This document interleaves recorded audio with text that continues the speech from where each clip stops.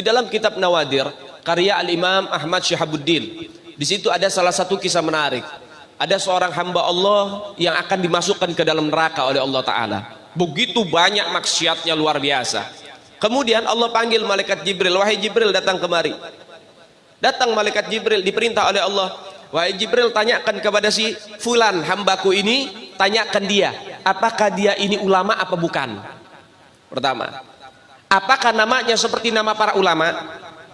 Apakah dia keturunan ulama? Mungkin ayahnya atau kakeknya atau buyutnya ada enggak ulama? Apakah dia pernah duduk bersama ulama? Apakah dia cinta terhadap para ulama? Apakah dia ini pernah makan dan minum bareng bersama para ulama? Tanyakan sama itu orang. Datang malaikat Jibril, tanya kepada si fulan, wahai fulan, beberapa pertanyaan diajukan kepadamu dari Allah Ta'ala. Pertanyaan ini. Apa jawabannya? La ya Jibril, tidak, saya bukan ulama, gak pernah hadir majelis, gak pernah duduk sama ulama, gak pernah makan sama ulama, nama saya tidak seperti nama para ulama, saya bukan keturunan ulama, dan lain sebagainya. Datang malaikat Jibril kepada Allah Ta'ala dan mengatakan, ya Rabbi, walaupun saya tidak mempertanyakan kepada si hamba, tapi engkau ini pasti mengetahui apa jawabannya, karena sesungguhnya engkau ini adalah zat yang maha mengetahui. Kemudian akhirnya apa? Sesungguhnya hambamu mengatakan enggak ya Allah, tidak ya Rabb. Baik, wahai Jibril, tanya lagi pertanyaan terakhir. Apakah dia cinta terhadap seseorang yang seseorang itu cinta terhadap ulama? Artinya punya sahabat yang cinta sama ulama enggak? Punya daripada teman yang cinta sama ulama enggak? Tanyain. Datang malaikat Jibril tanya, kamu punya teman, punya sahabat yang cinta dengan ulama? Maka orang ini mengatakan, na'am ya Jibril, iya, saya dulu di masa hidup saya punya teman, saya punya sahabat karib, sahabat saya ini suka hadir majelis-majelis, sahabat saya ini cinta sama para ulama. Apa kata Allah? Wahai Jibril, cintanya dia kepada sahabatnya yang sahabatnya cinta terhadap ulama cukup menjadi alasan bagiku untuk mengampuni semua kesalahannya. Saat ini pindahkan dia, masukkan ke dalam sorga. Cinta sama para ulama pakai wasilah itu bisa jadi satu kabar gembira, bisa masuk ke dalam sorga. Apalagi bila kita cinta langsung kepada para ulama, apalagi kita punya anak ulama, apalagi kita di sini menjadi para pecinta ulama, bahkan apalagi kalau kita dicintai sama ulamanya. Jadi kalau seorang murid cinta sama guru itu biasa, tapi kalau seorang guru cinta terhadap muridnya itu baru luar biasa. Seorang murid cinta sama guru itu hal yang wajar, itu hal yang wajib, yang pasti. Tapi ketika nama si murid ada di hati guru, berarti itu murid luar biasa di hadapan gurunya. Sehingga kita harus bagaimana caranya cinta terhadap guru kita, dan kita harus berbagai macam cara untuk bisa mendapatkan cinta dari guru kita.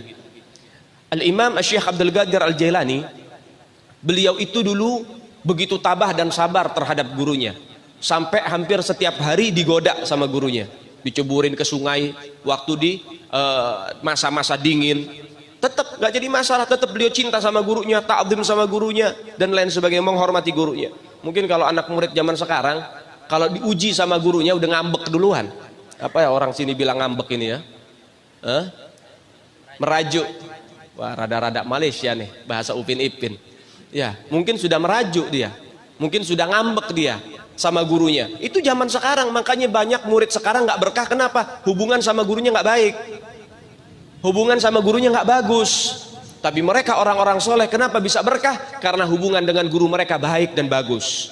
Syekh Abdul Qadir Jailani dijorokin ke kali dalam musim dingin sampai kedinginan, dicaci maki di hadapan teman-temannya, tetap dia tabah, tetap dia sabar, tetap dia bakti sama gurunya, tetap dia hormat sama gurunya. Sampai teman-temannya nggak tega, sampai ngomong sama gurunya, guru jangan keterlaluan sama Abdul Qadir, kesian. Apa kata gurunya? Wahai muridku, ketahuilah Abdul Qadir adalah muridku yang paling aku sayang, dan aku sedang membantu dia untuk supaya cepat menjadi wali min auliyaillah. Jadi ujian kalau dari guru itu pengangkatan derajatnya lebih tinggi lagi. Al-Habib Abdullah bin Umar bin Yahya punya guru namanya Habib Abdullah bin Tahir. Satu ketika Habib Abdullah bin Tahir datang ke rumah Habib Abdullah bin Umar bin Yahya. Hei Abdullah, saya pengen ke kamar mandi, siapin sendal. Baik guru, disiapin sendal yang terbaik, sendal bagus, ditaruh, kemudian dipakai sama gurunya, masuk kamar mandi.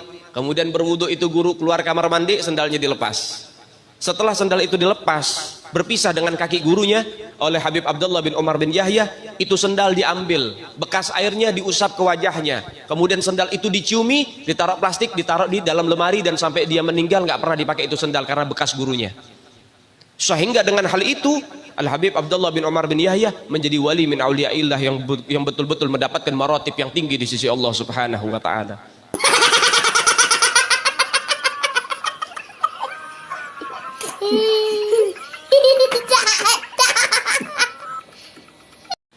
Ada muridnya Habib Salim Jindan namanya Abdurrahman. Nih Bang Maman, kalau kita panggil Bang Maman. Bang Maman ini sholatnya berantakan. Bang Maman ini maksiatnya luar biasa. Ibadah kocar kacir. Tapi cinta banget sama Habib Salim Jindan. Sampai-sampai beliau itu kalau dia jualan ubi rebus, kacang rebus tengah malam tuh pakai gerobak, jualan dia. Mangkal, jualan makanan-makanan. Tuh kadang-kadang Habib Salim Jindan hampir setiap malam ngegodain dia. Datang, "Man, lo dagang?" "Iya, Beb." "Bungkus semuanya, Man, bawa ke rumah." "Iya, Beb." Dibungkus semuanya, nggak komplain. Kadang orang zaman sekarang ada bilang penglaris. Jadi kalau habis buka belum ada yang beli, pamali mau ngasih-ngasih gratis. Katanya kena sial. Itu mitos. Lihat didikan Habib Salim Jindan. "Man, baru buka lo, Man." "Iya, Beb." "Bungkus semua, bawa ke rumah." Bukan hanya dibungkus, dianterin ke rumah Habib Salim Jindan. Itu hampir setiap malam. Jadi baru buka, nggak jadi buka, tutup lagi. Orang habis diborong sama Habib Salim, diminta. Itu hampir setiap malam. Hingga akhirnya apa yang terjadi? Gak lama Maman meninggal. Habib Salim Jindan dikabarin sama muridnya, "Beb, Maman meninggal." "Innalillahi." "Sian tuh, orang baik," kata Habib Salim. "Sekarang lagi diapain jenazahnya?" "Lagi pengen dibungkus, Beb." "Ya udah, nanti kalau pengen dibungkus mukanya jangan ditutup dulu, tungguin gue datang." Ini bahasa Betawi nih. Datang Habib Salim Jindan, ngelihat tuh jenazah tuh, pengen dibungkus, pengen ditutup kain kafannya. Beliau ambil kertas kecil, kertas kotak kecil, beliau tulis, ada yang ditulis sama beliau, ditaruh di bawah kepalanya si jenazah. Deh, tutup. Sebelum ditutup, habis beliau tulis, ditaruh tuh kertas, beliau bilang, "Man, gue tahu lo ibadahnya berantakan, tapi lo cinta sama dzurriyyat Nabi Muhammad, ikhlas dari dalam hati. Nanti kalau malaikat munkar nakir datang nanya pertanyaan kubur, jangan lo jawab, Man. Lo kasih surat dari gue, lo masuk surga tanpa hisab."